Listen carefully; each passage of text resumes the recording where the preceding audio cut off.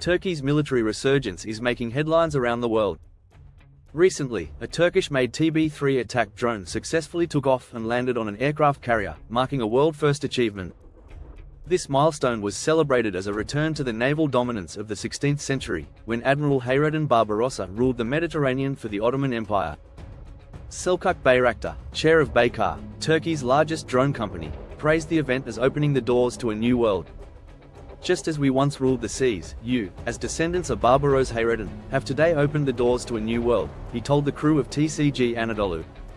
Turkey's military influence is growing at a time when Europe is increasingly reliant on its firepower.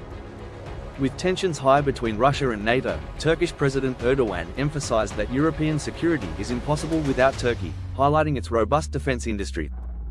Despite recent democratic backsliding, Europe appears to be overlooking these concerns, recognizing Turkey's strategic significance in the region.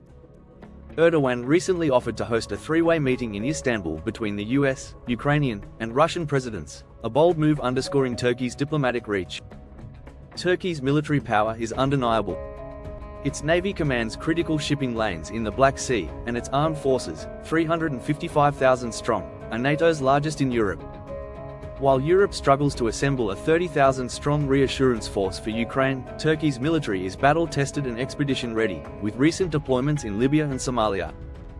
A Western security official noted, "The Turks know how to use force and are not afraid to take casualties.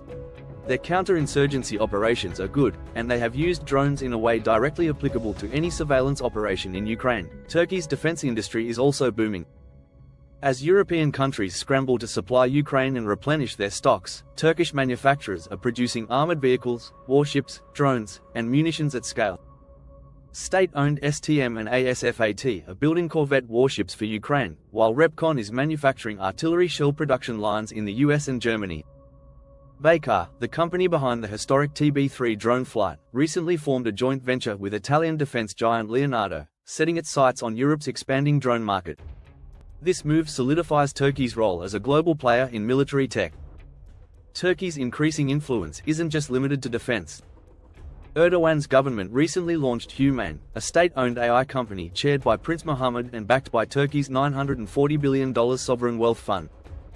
This marks a strategic shift to dominate both military and artificial intelligence technology. Turkey's defense industry, according to Turkish Finance Minister Mehmet Şimşek, is booming. He pointed out that international arms sales are up dramatically, with exports hitting $7.2 billion last year. Şimşek also emphasized that Europe's anticipated €800 billion of defense spending will likely flow through Turkish companies. The narrative around Turkey is shifting. Once viewed with skepticism, its growing military and technological capabilities are pushing Europe to rethink its relationship. Erdoğan is leveraging this newfound strength to reopen dialogue with the European Union, using defense partnerships as leverage. But Turkey's ambitions are not without challenges. Despite its military success, its economy is struggling, and its defense industry faces sustainability issues, capital constraints, and brain drain. European cooperation could be the key to maintaining its momentum. As Europe balances its security needs with democratic principles, Turkey's influence is undeniable. The question is, how far will Europe go to secure its alliance with a stronger, more assertive Turkey?